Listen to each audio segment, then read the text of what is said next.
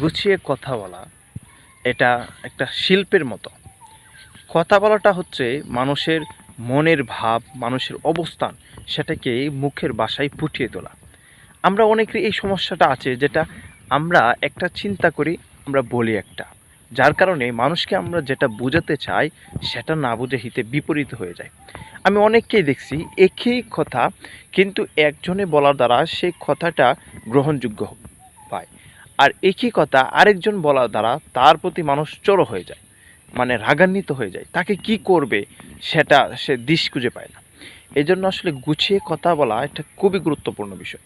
আপনি যদি গুছিয়ে কথা বলতে না পারেন তাহলে আপনার ৪টা বিষয় যদি আপনি লক্ষ্য করেন, আপনি ইনশাআল্লাহ আপনি গুছিয়ে কথা বলতে পারেন। প্রথমত হচ্ছে যে যখন কেউ কথা বলবে, কারো কথা আপনি শুনবেন, তখন খুব মনোযোগ সহকারে শুনবেন। তার কথাগুলা উত্তর এভাবে চিন্তা করবেন যে সে এই কথাটার পর কোন কথাটা বলল, এই কথাটা বলার পরে ওই কথাটা কেন বলল, এগুলো পরে চিন্তা করবেন। কিন্তু প্রথমে তার কথাগুলো খুব মনোযোগ সহকারে শুনবেন। দ্বিতীয়ত হচ্ছে আপনি তার মতো গুছিয়ে কথা বলার চেষ্টা করবেন।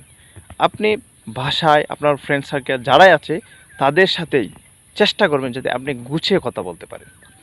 ৩ নাম্বার হচ্ছে আপনি যারা গুছিয়ে কথা বলে তাদের সাথে সময় দেবেন। যারা গুছিয়ে কথা বলে তাদের সাথে সময় দেবেন। আর আপনি চতুর্থ হচ্ছে আপনি আয়নার সামনে দাঁড়িয়ে আপনি কিভাবে কথা বলছেন, কিভাবে হাত নড়াচ্ছেন, আপনার চেহারার প্রত্যেকটা কথায় কেমন রিঅ্যাকশন হয়, এগুলো আপনি লক্ষ্য করবেন। লক্ষ্য করে অন্যদের সাথে কথা বলার সময় এগুলা খেয়াল রেখে কথা বলবেন। ইনশাআল্লাহ আপনি দেখবেন যে আপনার আসলে গুছিয়ে কথা বলাটা একসময় আপনার কাছে একটা খুব ভালো লাগবে।